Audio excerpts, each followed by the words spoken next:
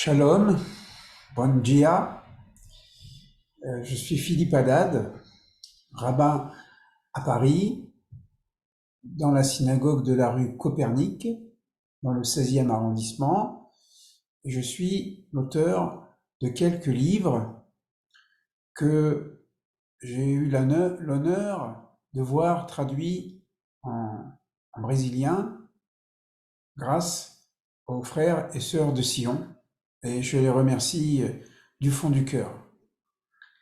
Ces livres sont la synthèse d'un travail que nous réalisons en France, c'est-à-dire une lecture juive des évangiles, c'est-à-dire de l'enseignement de Jésus.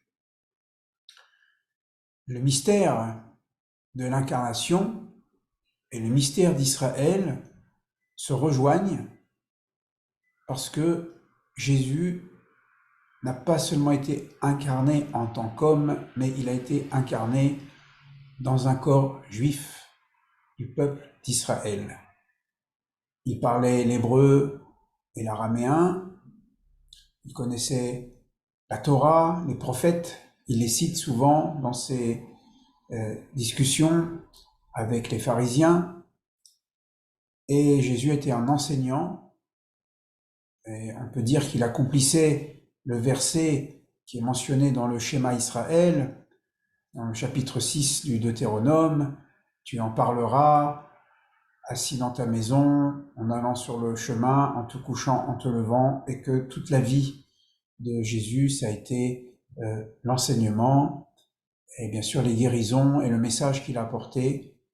Mais en travaillant les évangiles, on découvre la convergence entre l'enseignement de Jésus et ce que plus tard vont dire les rabbis. Je dis plus tard parce que les textes de la tradition talmudique, midrashique, Talmud, Midrash, ont été écrits après les évangiles. Ça ne veut pas dire que ces traditions orales n'existaient pas avant, et sans doute de l'époque du Deuxième Temple, depuis le retour de l'exil de Babylone, au 5e siècle avant l'ère chrétienne, il y avait beaucoup de traditions, des commentaires, des paraboles, des anecdotes, des enseignements à caractère religieux, moral, spirituel. Et c'est comme ça qu'on peut expliquer les convergences d'enseignements de Jésus avec les rabbis, tout en, bien sûr, reconnaissant l'originalité de l'enseignement de Jésus. Des fois, c'est une originalité de l'enseignement, des fois, c'est une originalité dans la manière de formuler cet enseignement. Et à la suite de ce travail que nous faisons depuis plusieurs années, notamment à Paris, justement dans le cadre des frères et sœurs de Sion à Paris, eh bien, ça fait plusieurs années, presque plus de 10 ans, que nous travaillons sur Matthieu. Vous voyez, on va pas très vite, et on commence au moment où j'écris. Nous sommes au début du chapitre 14, donc vous voyez, ça fait 10 ans. Plus de 10 ans.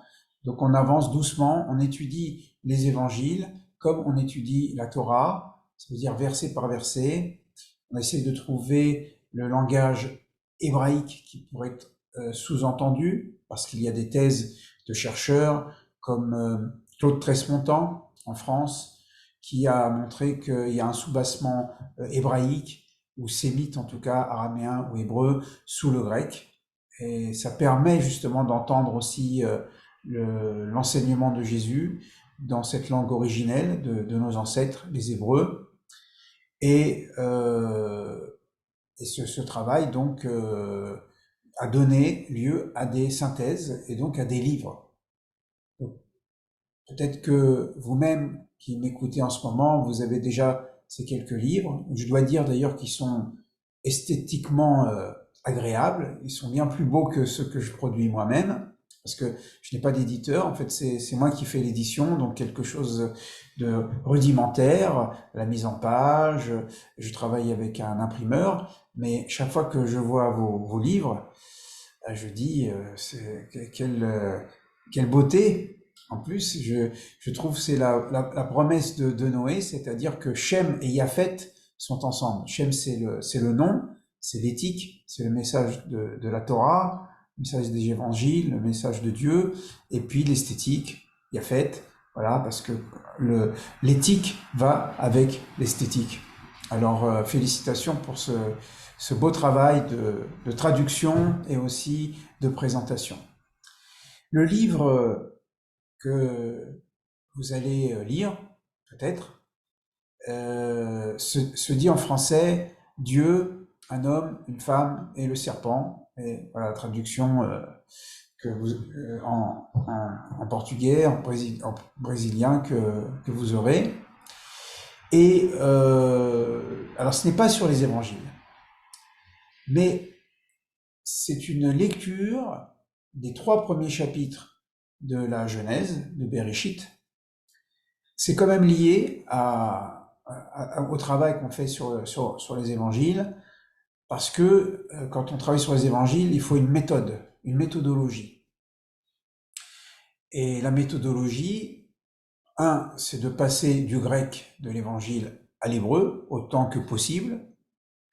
Donc je travaille avec des personnes qui font le grec, et puis aussi avec ma connaissance de l'hébreu et ma mémoire hébraïque, c'est-à-dire le texte de la Torah, des prophètes, et aussi du Midrash, du Talmud, etc. Ça, c'est une première partie. Et deuxième partie, dans la méthodologie, c'est de distinguer les 2 niveaux de lecture. Dans la tradition juive, on peut dire à partir aussi du retour de l'exil de Babylone, se met en place une double lecture des textes qui ont été reconnus par la suite comme inspirés et qui ont été canonisés après la destruction du temple au début du IIe siècle. Les 2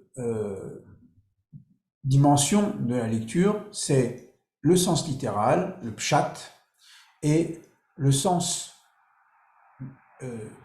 surévalué, surinterprété, ou le sens interprété tout simplement, qui est le midrash.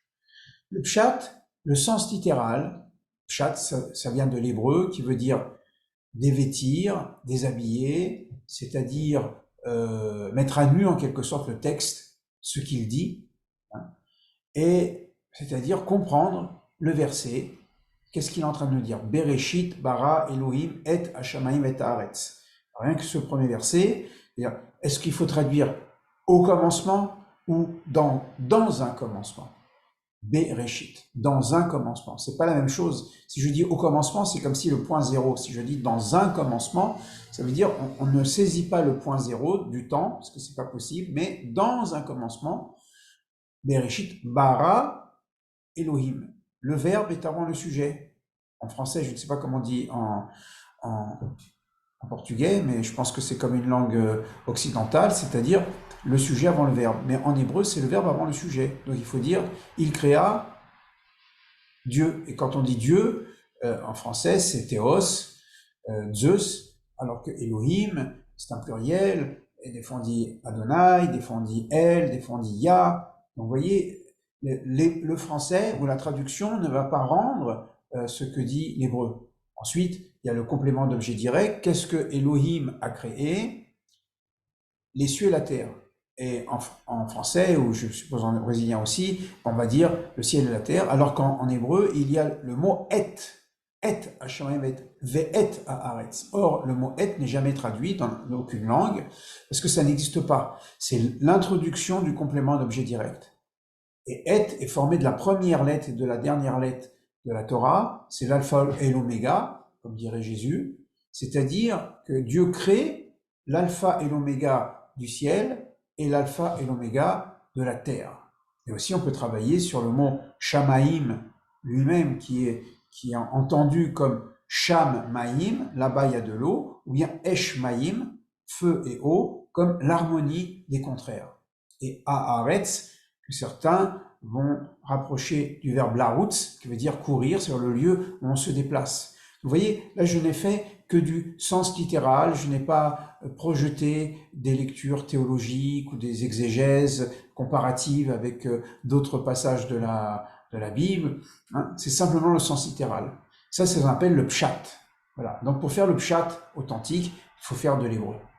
Et ensuite, sur cette lecture première, qu'il faut bien saisir, donc il faut bien posséder l'hébreu, les structures grammaticales, l'étymologie, la logique du verset, etc., eh bien, on a le sens littéral. Qu'est-ce que le texte dit quand il est écrit? Et sur le texte littéral, eh bien, il y a ensuite des lectures de deuxième, troisième niveau qu'on appelle le midrash. Ça vient du verbe drash. Drash, ça veut dire rechercher. C'est un sens recherché. Quand on lit les évangiles, et souvent il est mentionné afin que s'accomplisse tel ou tel verset des prophètes, eh bien, on s'aperçoit que souvent le verset qui est utilisé est sorti de son sens littéral. Par exemple, quand dans Matthieu chapitre 2, on dit que la famille Joseph, Marie, Myriam et Jésus, Yeshua, vont partir en Égypte, on peut se poser la question, ils étaient en Galilée, pourquoi ils descendent en Égypte, pourquoi ils ne montent pas, par exemple, en Phénicie, c'est-à-dire le Liban aujourd'hui, ou bien d'aller en Transjordanie, comme le prophète Élie qui était parti aussi à Galaad, c'est-à-dire en Transjordanie, et pourquoi la famille va descendre en Égypte. Et c'est justifié pour qu'ensuite la famille remonte de l'Égypte afin que s'accomplisse le verset du prophète Oshéa, j'ai appelé mon fils d'Égypte. Donc ce verset va être utilisé, le verset d'Osée, Oshéa, va être utilisé comme une justification de l'appel de Jésus, fils de Dieu, depuis le pays d'Égypte. Mais si on regarde le verset complet de Oshéa, de Osée, on voit qu'en fait, l'évangéliste Matthieu, Matthaï, ne fait que citer la fin du verset, parce que le début du verset est dit, il est fait mention clairement d'Israël. Hein. J'ai aimé Israël, et puis j'ai appelé mon fils du pays d'Égypte. Donc en fait, le fils, c'est Israël. Donc que fait l'évangéliste? Il prend une partie du verset pour appliquer la filiation à Jésus, alors que si on prend le verset entier, eh bien on voit qu'il s'agit en fait d'Israël. Que fait le Midrash? Il prend un verset dans son sens littéral et il va lui donner une nouvelle direction, une nouvelle interprétation. Et donc ces deux niveaux de lecture, le sens littéral et le sens exégétique, midrashique, eh bien traversent la tradition juive et on pourrait dire aussi la tradition chrétienne. Si on veut bien comprendre les épîtres de Paul, pareil, Paul il cite des versets, mais vous voyez que ces versets sont utilisés pour appuyer son argumentaire de foi, sa théologie. Ce que j'ai essayé de faire dans ce livre, Dieu, un homme, une femme et un serpent, eh bien, c'est de proposer de façon systématique, verset par verset, ce n'est pas une présentation générale, c'est vraiment un livre d'études, verset par verset, comment on peut traduire au plus près le texte hébraïque et tirer les leçons. Parce que, évidemment, dans ce passage, il est surtout fait mention du péché originel, voilà, la faute de Adam et Ève. Et si on regarde le texte littéralement, on s'aperçoit que ce que la tradition exégétique juive et chrétienne va appliquer sur ce verset est amplifié par rapport au sens littéral. Par exemple, un seul exemple, le mot péché n'apparaît pas dans le récit. Le mot khatat, ne va apparaître qu'au chapitre 4, lorsque Caïn risque de tuer Abel, et Dieu dit à Caïn, si tu t'améliores, tu vas t'élever, sinon, si tu t'améliores pas, si tu ne fais pas le bien, sache que khatat, c'est-à-dire le péché est tapis près de toi. Donc, le péché apparaît au chapitre 4 comme le fratricide, c'est-à-dire le meurtre. Le péché, c'est le meurtre. Supprimer l'image de Dieu qui est dans la victime, parce que tout homme a été créé à l'image de Dieu. Vous voyez, donc, ça serait une sorte de déicide de tuer son prochain. Alors, cette lecture littérale, qui est respectueuse aussi du sens midrashique, aussi bien dans la tradition juive que chrétienne, va offrir une base de connaissance des textes. Donc, ce que j'ai voulu faire ici, dans ce travail, sur ces 3 premiers chapitres, eh bien, c'est de proposer une lecture littéraliste, pshuto kemashmao. Ça veut dire le sens littéral tel qu'il est entendu. Voilà, c'est un chemin, c'est une aventure exégétique que je propose. On n'a pas souvent l'habitude de travailler ces textes dans son sens premier parce que juifs et chrétiens, tout de suite, on va projeter le péché originel, les conséquences, la chute, etc. Alors que quand on lit le texte, eh bien, il y a des nuances qui n'apparaissent pas immédiatement et c'est simplement une tradition orale. Alors donc la tradition orale, elle a été développée à l'époque du Deuxième Temple. Il s'est passé beaucoup de choses à l'époque du Deuxième Temple, au moment du retour de l'exil de Babylone, etc., où il y a une nouvelle manière d'appréhender le texte. On peut dire aussi c'est le début du judaïsme en tant que fait religieux, les pharisiens et le rabbinisme par la suite.